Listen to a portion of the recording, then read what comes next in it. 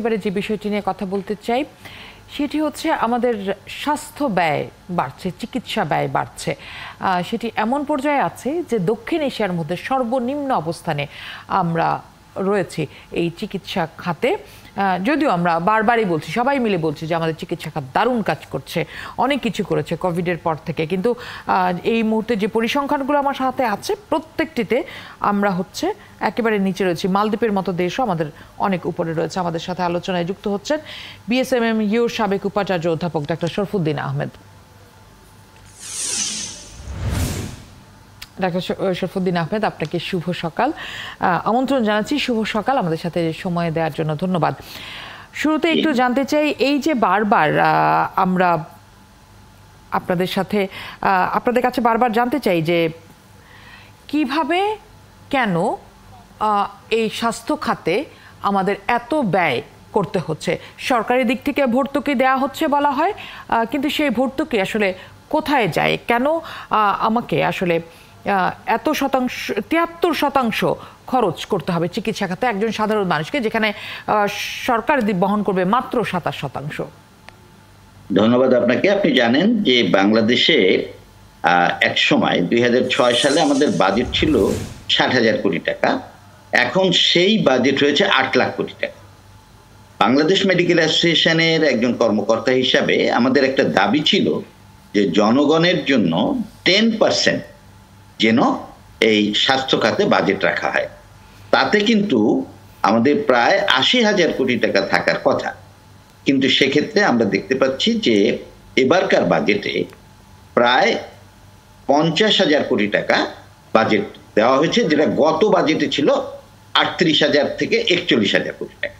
অর্থাৎ budgetary allocation আমাদের যেটা হয়, সেই বাজেটারি অ্যালোকেশনের মধ্যে থাকে সকলের বেতন, তারপরে আমাদের ওষুধপত্র, হাসপাতালের সমস্ত সরঞ্জামাদি, ইনভেস্টিগেশন, এমনকি খাবারটাও এর মধ্যে ইনক্লুড করা থাকে। এটা হলো হাসপাতাল।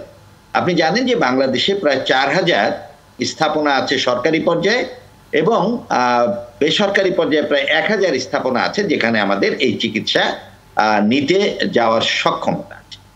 আমাদের দেশে এক হাসপাতাল থেকে আর এক হাসপাতালে আমরা লক্ষ্য করেছি যে চিকিৎসা ব্যয় ভিন্ন রকম। যেমন আপনাকে একটা উদাহরণ দিই, যে একটা অ্যাপেন্ডিক্স অপারেশন করার জন্য, অ্যাপেন্ডিসাইটিস হওয়ার পরে যদি অপারেশন করতে যায়, তাহলে সরকারি হাসপাতালে হয়তো 10 থেকে 15,000 টাকা লাগে, কিন্তু এই অপারেশনই কখনো কখনো কিছু নামি দামি হাসপাতালে 60 থেকে 70,000 টাকা, 80,000 টাকা করা হয়। এই যে এক্সট্রা খরচটা লাগে, এটা কিন্তু আমাদের ওই যে আউট অফ পকেট এক্সপেন্ডিচার আপনি যেটা বলছিলেন, ওপিই, আউট অফ পকেট এক্সপেন্ডিচার প্রায় 60 থেকে 70%। অর্থাৎ সরকারের থেকে যাচ্ছে যে পরিমাণ, তার চেয়েও বেশি অন্যান্যদের লাগে। কেন লাগে? আমাদের ওষুধ কিনতে হয়, আমাদের হাসপাতালের বেড ভাড়া দিতে হয়, অপারেশনের জন্য ওটি খরচ দিতে হয়, এবং সার্জন খরচ দিতে হয়, সবকিছু দিয়ে মানুষের অপ্রয়োজনীয় টেস্টের খরচ দিতে হয়। অপ্রয়োজনীয় টেস্ট, জি আপনি ঠিকই বলেছেন, অপ্রয়োজনীয় কিছু টেস্টও করতে হয়। তো আমি আপনাকে একটা পরিসংখ্যান দিয়ে বলতে চাই, আমাদের পার্শ্ববর্তী দেশে অনেকেই চলে যায় শুধুমাত্র মাথা ব্যথার জন্য অথবা সামান্য অসুবিধার জন্য যায়, সেখানে কিন্তু তাদের অনেক খরচ। একটা বেড ভাড়া $20 থেকে $50 পর্যন্ত পার ডে। আর একটা যদি হার্টের অপারেশন করতে যায়, সেখানে আমরা লক্ষ্য করেছি যে সেই অপারেশন 7 থেকে 10 লাখ টাকা। বাংলাদেশে এই অপারেশনটি যদি করতে হয়, যেমন আমি আপনাকে বলি, বঙ্গবন্ধু শেখ মুজিব মেডিকেল বিশ্ববিদ্যালয়ে আমরা লিভার ট্রান্সপ্লান্ট করেছিলাম। লিভার ট্রান্সপ্লান্টে আমাদের খরচ হয়েছিল 30 লাখ টাকা। এই অপারেশনটি 1,20 থেকে 30 লাখ টাকা লাগবে ভারত। আমরা ক্যাডাভারিক কিডনি ট্রান্সপ্লান্ট করেছি আমাদের এখানে। আহমেদ, ভারতে যে জায়গাটিতে 1,20 লাখ টাকা লাগবে, সেটি একটি 5 স্টার মানের হসপিটাল বলা হয়ে থাকে, কিন্তু ভারতে এরকম অসংখ্য হসপিটাল রয়েছে যেখানে এর প্রায় 7 থেকে 8 গুণ কম খরচে সেই চিকিৎসা পেয়ে আসছে মানুষ, এবং সে কারণে ভারত স্বাস্থ্য পর্যটনের মতো একটি খাত তৈরি করে ফেলেছে। কারণ আমার দেশ থেকে সবচেয়ে বেশি মানুষ সেখানে যায়, যারা যায় তারা ভয়ঙ্কর রকমের ভুক্তভোগী হয়ে এখান থেকে তারপর যায়। ডক্টর শরফুদ্দীন আহমেদ, আপনাদের যদি এত সুযোগ সুবিধা থাকতোই, যদি আপনারা সেই সুযোগ দিতেই পারতেন, কেউ শখ করে ভারতে যেত না। কথাটি আপনি যে বলেছেন আমি আপনার সাথে একমত, কিন্তু কেন যাচ্ছে তার পিছনে দুটো একটা কারণ আপনাকে বলি। প্রথম হলো যে আমাদের ট্রেন ম্যান পাওয়ার, আমি উপজেলা লেভেলে আমাদের মাননীয় প্রধানমন্ত্রীর একটা স্বপ্ন, সেটা হলো কমিউনিটি ক্লিনিক। সেখানে আপনি জানেন যে ৬,০০০ মানুষের জন্য একটা করে কমিউনিটি ক্লিনিক, ৩০টি ওষুধ বিনামূল্যে দেওয়া হয় এবং এলাকায় তারা ওই ধরেন জ্বর, সর্দি, কাশি এসবের চিকিৎসা করতে পারে। কিন্তু যদি আমার প্রতিটি উপজেলা হেলথ কমপ্লেক্সে 11টা করে কনসালটেন্টের পদ আছে কিন্তু লোক নাই, আবার জেলা হাসপাতালে অনেকগুলো কনসালটেন্ট আছে, সেখানে কোনো ট্রেন ম্যান পাওয়ার নাই, এই জিনিসগুলো যদি আমরা পূর্ণ করতে পারতাম তাহলে অনেক রোগী থামাই। আমি জানি এটি হয়তো কোনো কারণে আপনি যে পর্যায়ে রয়েছেন, আপনাকে আমি অত্যন্ত শ্রদ্ধা রেখেই বলতে চাই যে থামাতে হচ্ছে, এটা হয়তো উদ্ধত আচরণ হবে। আপনি যে 30টি ওষুধের কথা বললেন, আমি নিজে এরকম অনেকগুলো কমিউনিটি ক্লিনিকের খবর জানি, আমি একজন গণমাধ্যম কর্মী হিসেবে সেই খবরটা রেখেছি।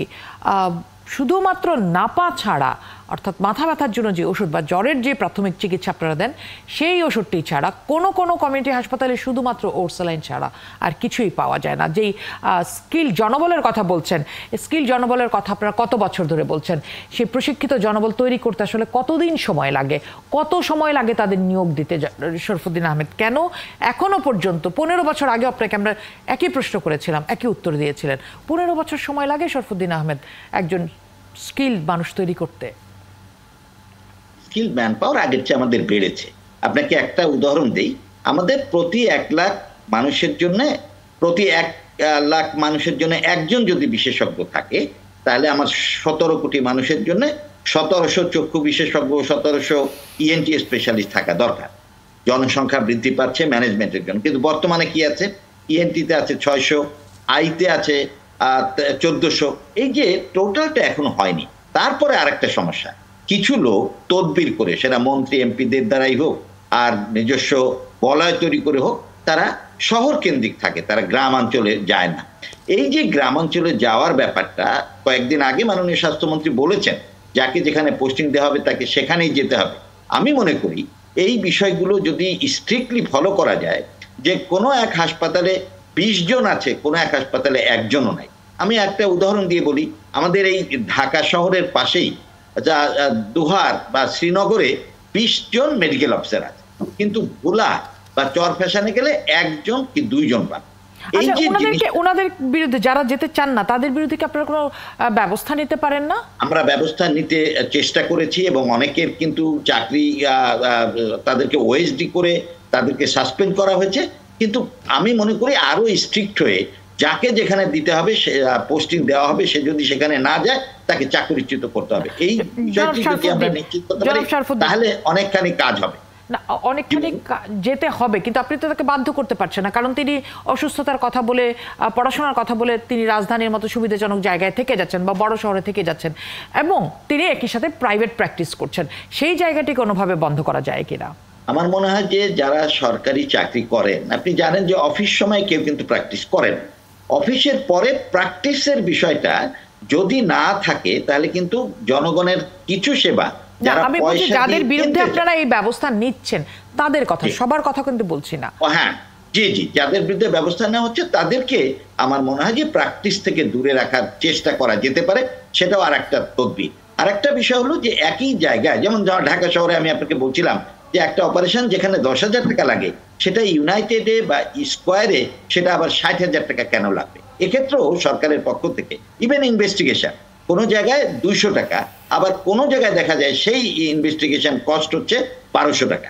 আমি মনে করি যে রেশনালিটি করে সরকারের পক্ষ থেকে একটা কমিশন করে এটা যাতে রেশনাল হয়, অর্থাৎ এক জায়গায় 10,000, এক জায়গায় 60,000, একই অপারেশন, এটা যেন না হয়। এটাও যদি করা যায় তাহলে চিকিৎসা ব্যয় অনেকটা কমে আসবে। আমি মনে করি সেক্ষেত্রে আপনাদের দিক থেকে, আপনাদের নানা সংগঠন রয়েছে, সেই দিক থেকে আপনারা কি কোনো ব্যবস্থা নিতে পারেন? কারণ আপনারা তো নানা সংগঠন রয়েছেন এবং যারা এই হাসপাতালগুলো চালাচ্ছেন তাদের সাথে আপনাদের যোগাযোগ আছে। মেডিকেল অ্যাসোসিয়েশন সহ অনেকগুলো সংগঠন আছে, আমরা সেখান থেকে সরকারের সাথে কথা বলেছি। আমরা বিভিন্ন ডায়াগনস্টিক ক্লিনিক অ্যাসোসিয়েশন আছে, তাদের মাধ্যমে সরকারের সাথে কথা বলে আমরা মনে করি এই বিষয়গুলো যদি একটু রেশনাল করতে পারি, তাহলে চিকিৎসা ব্যয় যেটা আউট অফ পকেট এক্সপেন্ডিচার আপনি বললেন, সেটা অনেকখানি কমিয়ে আনা সম্ভব হবে। তবে সরকারের পক্ষ থেকে চেষ্টার ত্রুটি হচ্ছে না। সবার আন্তরিকতার যদি অভাব না থাকে, কিছু কিছু লোকের ব্যক্তিগত চাওয়া পাওয়া যদি একটু কমানো যায়, তাহলে আমার মনে হয় যে এই বিষয়ে আমাদের চিকিৎসা ব্যয় কমিয়ে আনা সক্ষম হওয়া অর্থাৎ সেবাকে যারা আসলে ব্যবসা বানিয়েছেন তাদের যদি একটু লোভ তারা সামাল দিতে পারেন, এরকম অনেকেই যারা রয়েছেন, এবং যে সমস্ত চিকিৎসকরা এই সহযোগিতা করছেন সেবাকে ব্যবসা খাতে পরিণত করার ক্ষেত্রে, তারা যদি তাদের সামাল দিতে পারেন, তাদের বিরুদ্ধে যদি আপনারা ব্যবস্থা নিতে পারেন, নিশ্চয়ই একটি পরিবর্তন আসবে। অনেক ধন্যবাদ জনাব শরফুদ্দীন আহমেদ আমাদের সাথে যুক্ত হওয়ার জন্য।